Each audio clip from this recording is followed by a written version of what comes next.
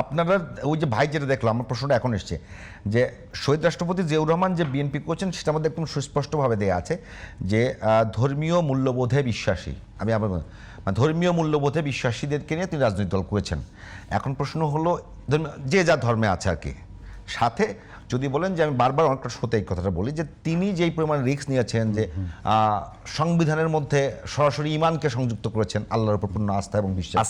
হ্যাঁ, আমার এটা দেখে মনে হলো আপনারা কি কোনো কারণে, আবারও বলি যে আপনারা কি কোনো কারণে ওই বিএনপির জায়গাটা দখল করতে যাচ্ছেন কিনা আদর্শিকভাবে? ভাইয়ের সাথে একটা প্রশ্ন আমি বিএনপির জায়গা দেখুন, আপনারা যেহেতু আল্লাহর আইনের বিষয়টাকে সরিয়ে দিচ্ছেন বা ইসলামী আইন বা ইসলামী এই বিষয়গুলো সরিয়ে দিচ্ছেন, তাহলে কি আপনারা একটা সেকুলার দল হিসাবে?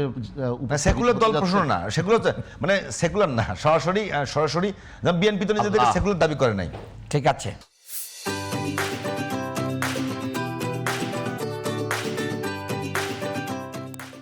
বিএনপির ব্যাপারে আগে একটু বললে ভালো হইতো যে যারা বলছে আমরা শরিয়া আইনে বিশ্বাসই করি, এটার ব্যাপারে আমরা স্পষ্ট বলি, কিন্তু একটা আমি ফতোয়া দিতে পারতেন।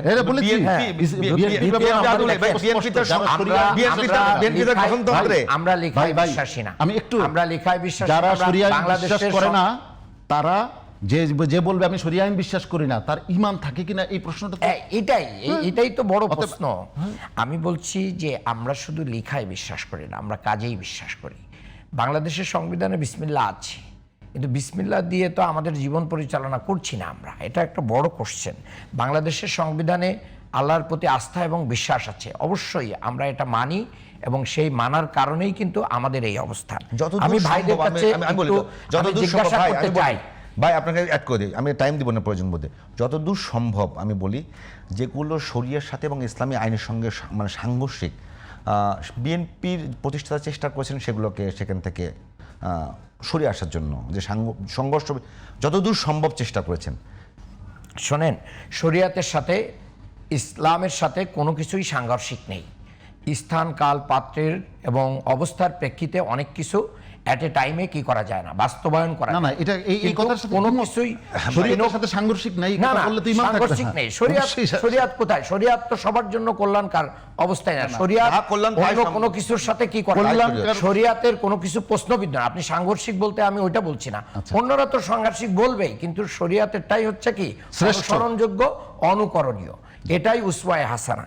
কাজে আমি যেটা বলতে চাই, ভাইরা কি তাহলে রাষ্ট্রের নাগরিক হিসেবে হিন্দু এবং অন্য অন্য ধর্মের লোকদেরকে তাদের দলে কোনো স্থান দিবেন না?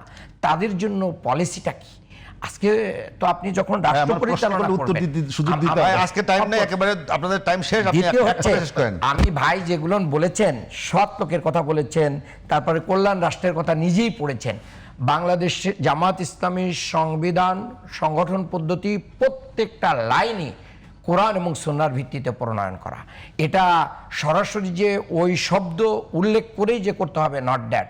আপনারা যদি চান আমাদের সাথে বসেন, আমরা এগুলো টু দা পয়েন্টে আপনাদেরকে বুঝা। আজকে আপনি আমলে সওয়ালের কথা বলছেন, কোরআন যত জায়গায় জান্নাতের কথা বলেছে, সেখানে অবশ্যই ঈমান নাই। ঈমানের ঘোষণা আমাদের সংবিধানে প্রথমেই আকীদা এবং বিশ্বাসের থেকে লা ইলাহা ইল্লাল্লাহ মুহাম্মদুর রাসূলুল্লাহ বলা হয়েছে।